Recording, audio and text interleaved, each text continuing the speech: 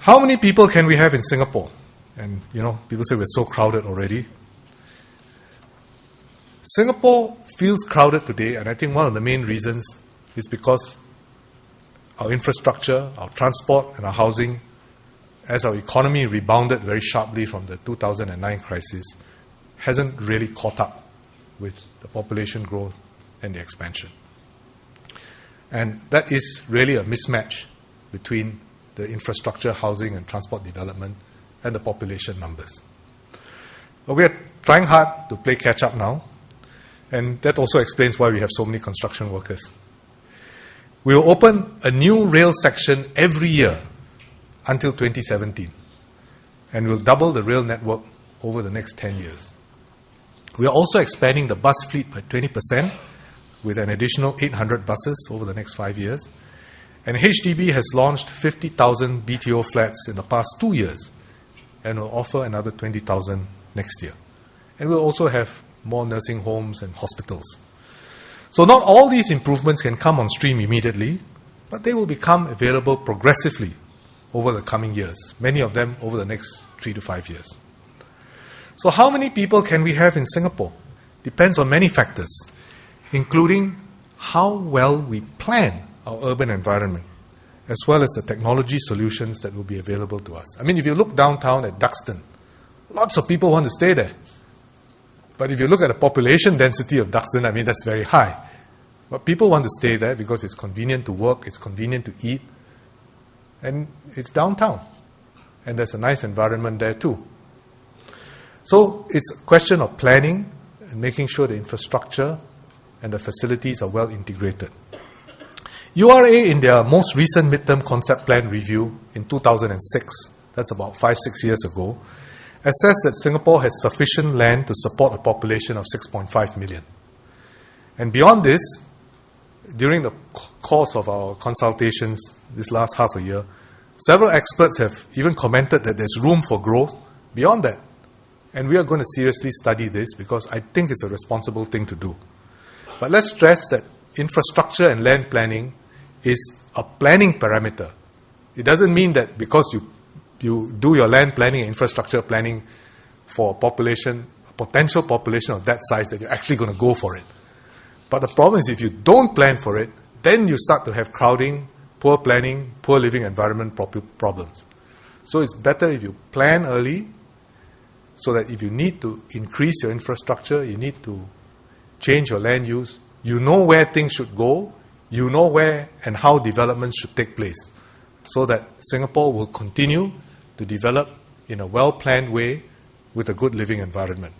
So that's the purpose of long-term land use and infrastructure planning, so that we can continue to have a well-planned and good living environment in Singapore. So I'm going to stop very soon. One of the big concerns that we have is, will I feel like a stranger in Singapore? And I think this is one of the big concerns that everyone has expressed. Well, Singapore has historically been an immigrant population.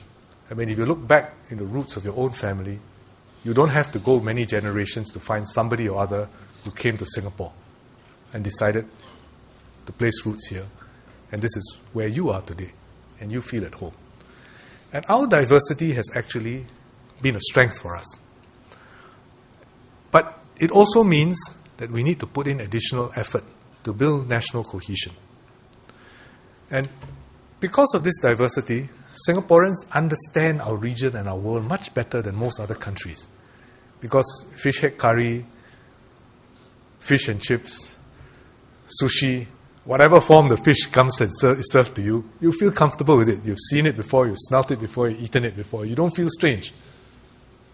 And this is something which is a strength for Singaporeans, because you can go and live anywhere in the world and you'll be okay, comfortable. Not that I want you to go and live everywhere else in the world, but this ability to transit from culture to culture is going to be a very, very important component for any city in the future and for any working person. Because this is going to be one of the attributes of the world of the future, the exciting, growing part of the world of the future. So, while we grow Singapore, while we consider our population issues, and while we ponder upon the many issues and problems we have, I think our main purpose is still to make sure that we have a core of Singaporeans who feel a sense of ownership, a sense of belongingness, a sense of identity. And that identity really is built up more about our values and our attitudes. And we hope that as the structure of our population changes and evolves, we now have more Singaporeans living and working overseas, even as we have more Singaporeans, we have more foreigners living and working in Singapore. And as I said, more Singaporeans are marrying foreigners. And more Singapore children will have fathers or mothers who were not born in Singapore. And we are united not by where we are born, but by the values we live by and a common desire to want to make Singapore our home better.